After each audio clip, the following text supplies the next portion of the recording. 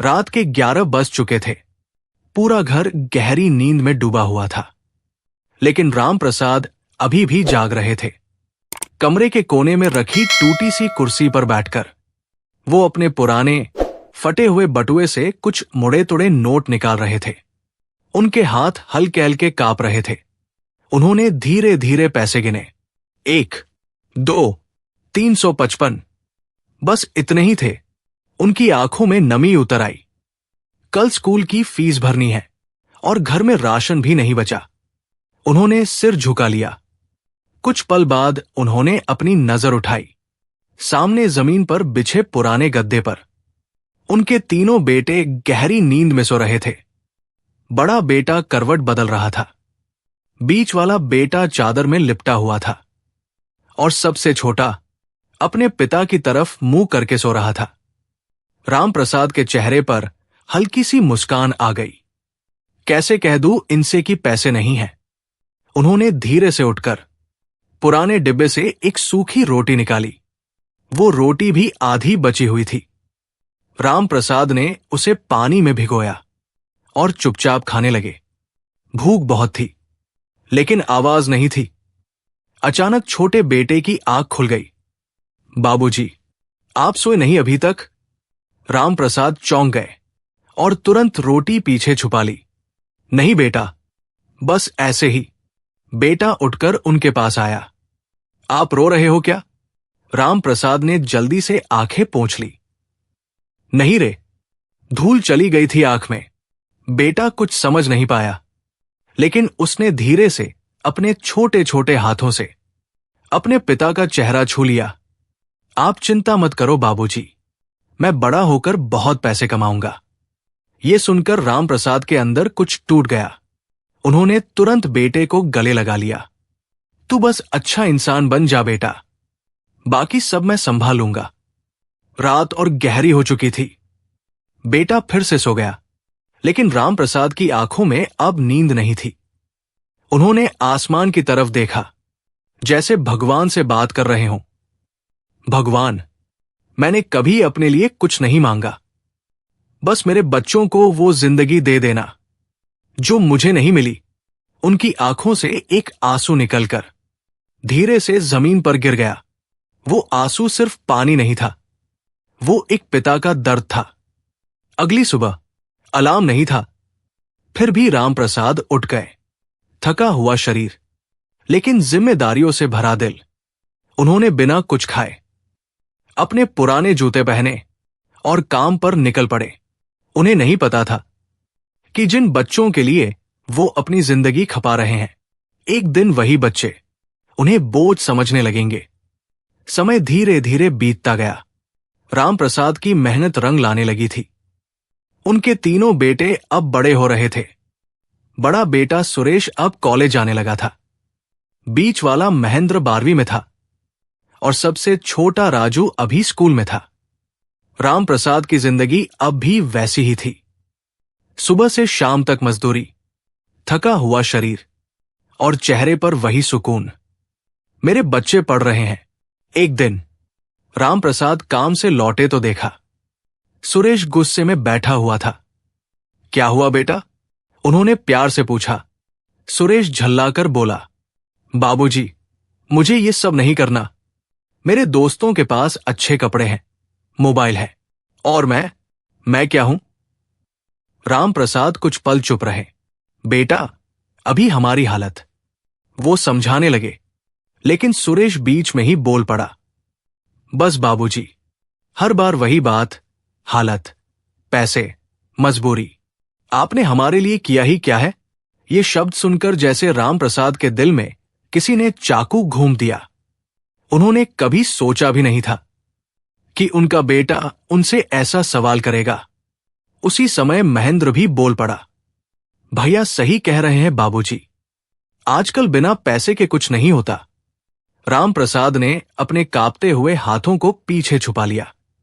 वो हाथ जो सालों से उनके लिए खून पसीना बहा रहे थे, लेकिन आज पहली बार उन्हें खुद पर शर्म महसूस हुई।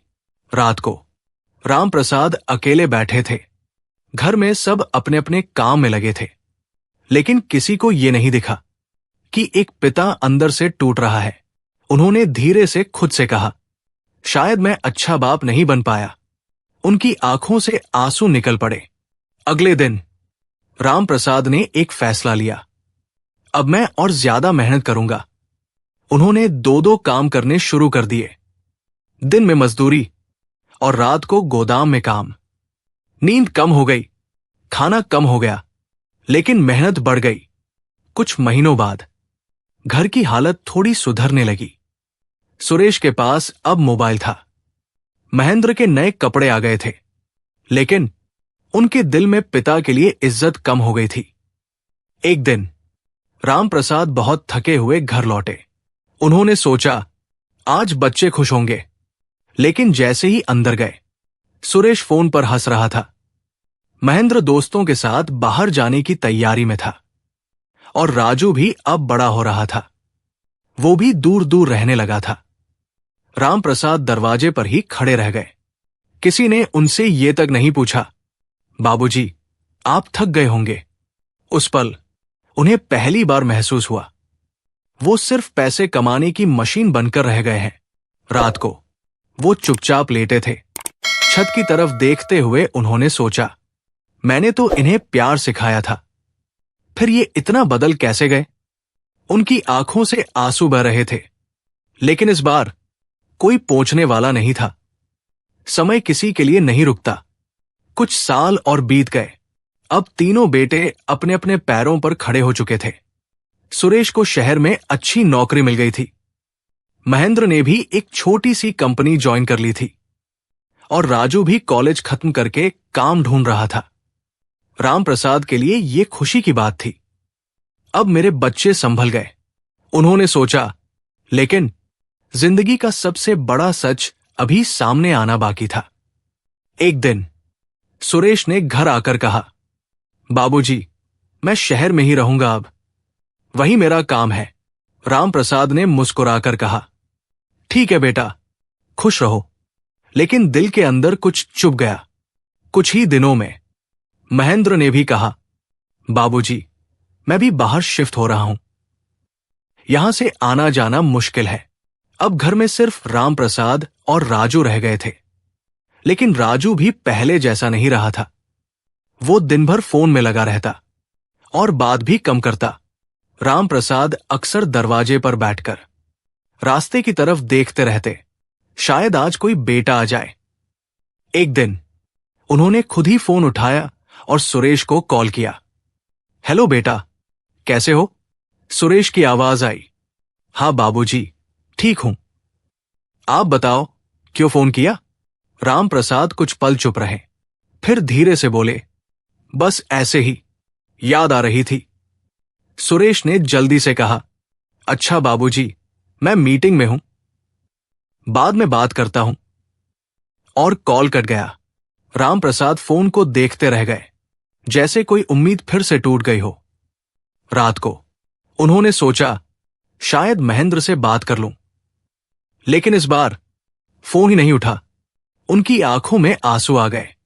क्या मैं इतना बेकार हो गया हूं? धीरे धीरे राम प्रसाद बीमार रहने लगे। कमजोर शरीर, खांसी और अकेलापन। एक दिन उन्हें तेज बुखार था। उन्होंने राजू से कहा, बेटा जरा दवा ला देगा?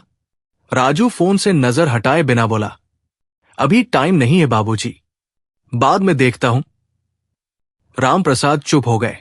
वो वही राजू था जो कभी उनके लिए रात को उठ जाता था। उस रात राम प्रसाद बुखार में तप रहे थे। कोई पास नहीं था, कोई पानी देने वाला भी नहीं। उन्होंने कांपते हुए हाथों से खुद ही पानी उठाया, लेकिन गिलास हाथ से छूट गया और पानी जमीन पर फैल गया।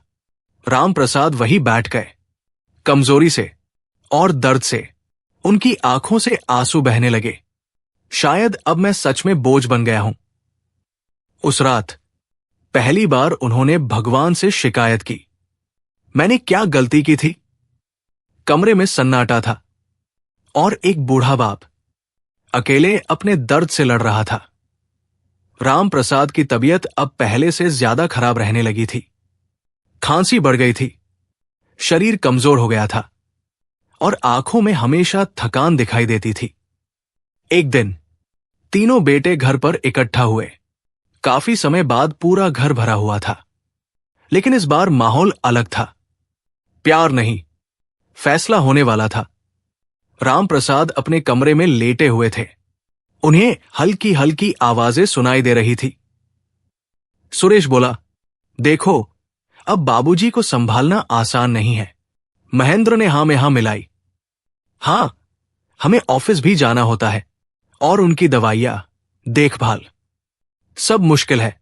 राजू कुछ देर चुप रहा, फिर धीरे से बोला, तो क्या करे? कुछ सेकंड का सन्नाटा। फिर सुरेश ने कहा, उन्हें किसी अच्छे वृद्धाश्रम में छोड़ देते हैं। ये शब्द दीवारों से टकराकर सीधे राम प्रसाद के कानों में जा गिरे। उनका दिल जैसे रुक सा गया, आंखें खुली रह गई। जिस घर को बनाने में उन्होंने पूरी जिंदगी लगा दी, आज उसी घर से उन्हें निकालने की बात हो रही थी। बाहर महेंद्र बोला, हां, यही सही रहेगा, वहां उनकी देखभाल भी हो जाएगी। राजू ने भी धीरे से कहा, शायद यही ठीक है। तीनों ने फैसला कर लिया, एक पिता की जिंदगी का फैसला, बिना उससे पूछे। अगले दिन सुरेश कमरे में आया। बाबूजी। राम प्रसाद धीरे से उठे। हाँ बेटा, सुरेश ने नजरें चुराते हुए कहा, हमने सोचा है, आपके लिए एक अच्छी जगह देखी है, वहां आपकी देखभाल अच्छे से होगी। राम प्रसाद सब समझ गए थे, लेकिन फिर भी उन्होंने पूछा, कौन सी जगह? सुरेश ने धीरे से कहा, वृद्धाश्रम। कुछ पल के लिए पूरा कमरा जैसे जम गया। राम प्रसाद के होंठ कांपने लगे, आंखों में आंसू भर आए, लेकिन उन्होंने खुद को संभाला। उन्होंने हल्की सी मुस्कान लाने की कोशिश की। ठीक है बेटा, अगर तुम्हें यही सही लगता है तो मैं चल जाऊंगा। यह सुनकर सुरेश को थोड़ी राहत मिली, लेकिन उसे यह नहीं दिखा, उस मुस्कान के पीछे एक बाप पूरी तरह टूट चुका था। राम प्रसाद ने धीरे से अपनी पुरानी अलमारी खोली, उसमें से कुछ कपड़े निकाले और एक छोटा सा बैग तैयार करने लगे। अलमारी के कोने में उन्हें एक पुरानी फोटो मिली, जिसमें तीनों बेटे छोटे थे और वो उन्हें गोद में लिए हंस रहे थे। उनकी आंखों से आंसू टपक पड़े। उन्होंने फोटो को सीने से लगा लिया और धीरे से बोले, तब मैं तुम्हारा सहारा था, आज तुम मेरा सहारा नहीं बन पाए। बाहर गाड़ी खड़ी थी। तीनों बेटे तैयार थे। राम प्रसाद धीरे धीरे चलते हुए बाहर आए।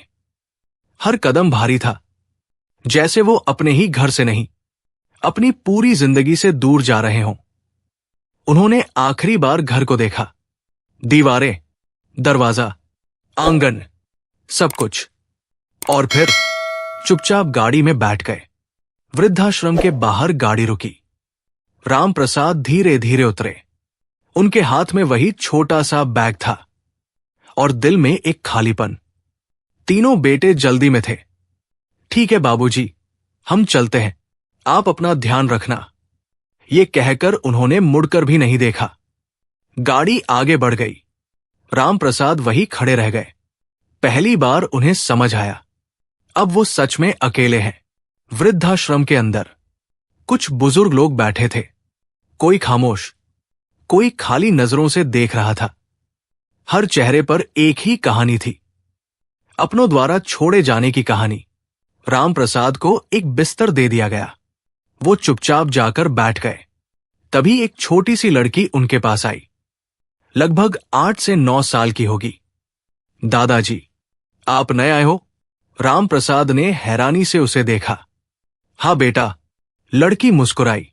डरना मत, मैं रोज आती हूं यहां। राम प्रसाद को थोड़ा अजीब लगा। तुम यहां क्यों आते हो? लड़की ने मासूमियत से जवाब दिया, मेरे मम्मी पापा नहीं हैं, मैं पास के अनाथालय में रहती हूं। यहां दादाजी दादी जी से मिलने आ जाती हूं। राम प्रसाद की आंखें भर आई। जिसके पास कोई नहीं था, वो दूसरों का सहारा बन रही थी। लड़की ने उनका हाथ पकड़ लिया। आप उदास मत होना, मैं हूं ना। उस दिन के बाद वो लड़की रोज आने लगी। राम प्रसाद से बातें करती, उन्हें हंसाने की कोशिश करती। धीरे धीरे राम प्रसाद के चेहरे पर फिर से मुस्कान आने लगी। एक दिन लड़की ने पूछा, दादाजी, आपके बच्चे नहीं है क्या? ये सवाल सुनकर राम प्रसाद कुछ पल चुप रहे, फिर हल्की सी मुस्कान के साथ बोले, है बेटा, 3 है। लड़की खुश होकर बोली, फिर वो आपको लेने क्यों नहीं आते? राम प्रसाद की आंखें भर आई। उन्होंने नजरें झुका ली। शायद उन्हें अब मेरी जरूरत नहीं है। लड़की ने तुरंत उनका हाथ कसकर पकड़ लिया। मुझे आपकी जरूरत है। ये सुनकर राम प्रसाद रो पड़े, लेकिन इस बार ये आंसू सिर्फ दर्द के नहीं थे, इनमें थोड़ा सा सुकून भी था। उस दिन उन्होंने पहली बार महसूस किया, रिश्ते खून से नहीं, दिल से बनते हैं। कुछ महीने बीत गए। राम प्रसाद अब वृद्धाश्रम में रहने के आदी हो चुके थे। वो छोटी लड़की गुड़िया अब उनकी जिंदगी का हिस्सा बन चुकी थी। एक दिन राम प्रसाद अचानक बहुत बीमार पड़ गए। तेज बुखार, कमजोर शरीर और सांस लेने में तकलीफ। गुड़िया घबरा गई। दादाजी, उठो ना, देखो मैं आई हूं। लेकिन इस बार राम प्रसाद की आंखें मुश्किल से खुल रही थी। वृद्धाश्रम वालों ने डॉक्टर बुलाया। डॉक्टर ने गंभीर आवाज में कहा, इनकी हालत बहुत नाजुक है, अगर परिवार वाले हैं तो उन्हें बुला लो। गुड़िया ने तुरंत पूछा, उनके बेटे हैं ना? स्टाफ ने नंबर निकाला और तीनों बेटों को फोन किया गया। उधर सुरेश ऑफिस में था। फोन आया, आपके पिताजी की हालत बहुत खराब है, कुछ सेकंड के लिए। सुरेश चुप हो गया, दिल में हल्की सी चुभन हुई। महेंद्र और राजू को भी फोन गया। तीनों पहली बार एक साथ चुप हो गए। उन्हें याद आने लगा, बाबूजी का पसीना, उनका त्याग, उनका प्यार। सुरेश धीरे से बोला, चलो चलते हैं। तीनों जल्दबाजी में वृद्धाश्रम पहुंचे।